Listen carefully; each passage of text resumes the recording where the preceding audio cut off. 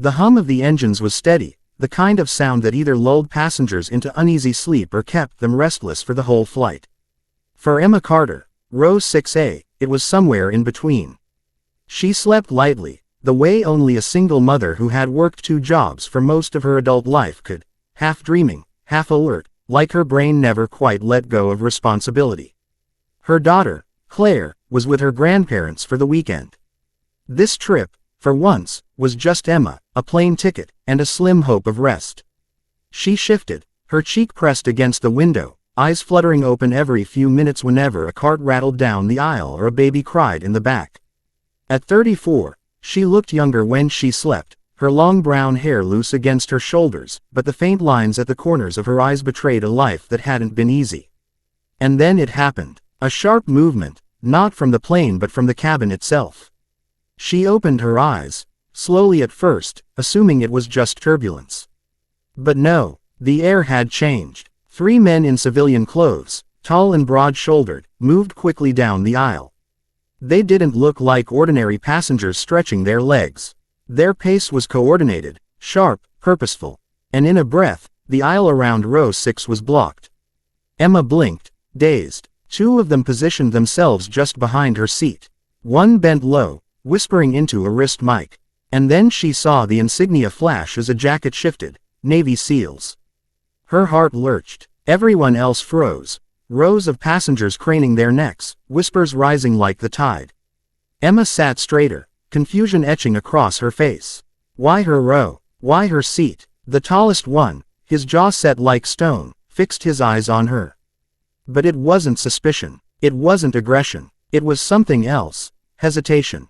"Ma'am," he said quietly, his voice firm but almost reverent, "we need you to remain calm." Her pulse pounded in her ears. Me? What could possibly warrant this? She was a nobody. A retail worker, a part-time student, a mom who still clipped coupons and worried about bills. Passengers shifted uncomfortably. A woman 2 rows up gasped, clutching her husband's arm. A businessman muttered, "What's going on?" Flight attendants tried to soothe the rising panic, but their faces betrayed that they were just as startled. Emma swallowed, her throat suddenly dry. I don't understand." And then came the twist that stole the breath from the cabin. The SEAL leader crouched beside her, lowering his voice so only she could hear. "Emma Carter." She froze. Yes. His jaw tightened. He looked almost shaken. "Ma'am, with respect, your brother saved my life. Twice." Her mouth went dry. For a second, she thought she'd misheard him. Her brother, Luke. Luke Carter had been gone for over a decade.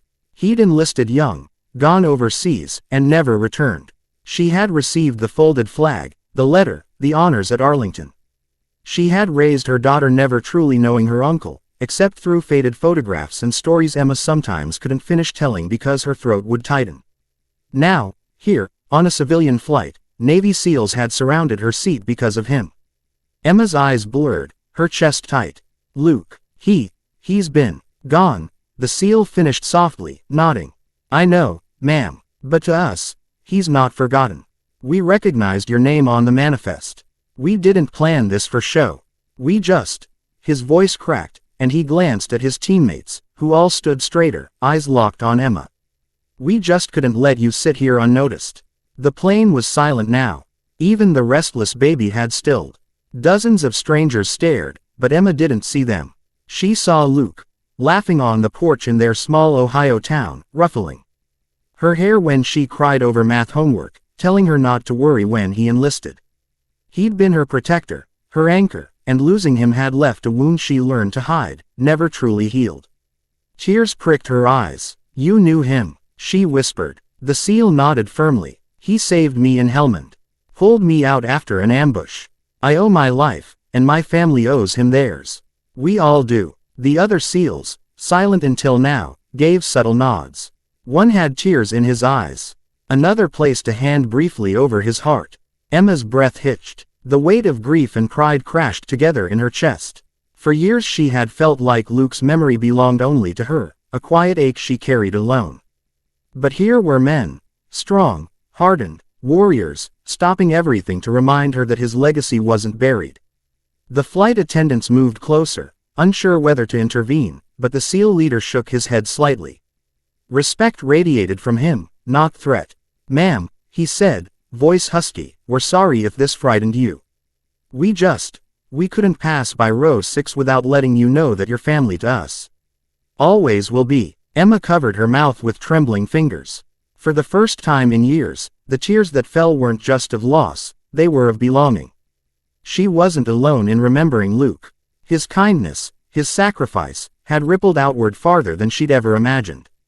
The businessman who'd muttered earlier now shifted uncomfortably, eyes softening. The woman who had gasped leaned forward and whispered, "He must have been a hero." Emma turned, her voice steadier than she expected. "He was my brother." The SEAL leader straightened, then, without hesitation, snapped a salute.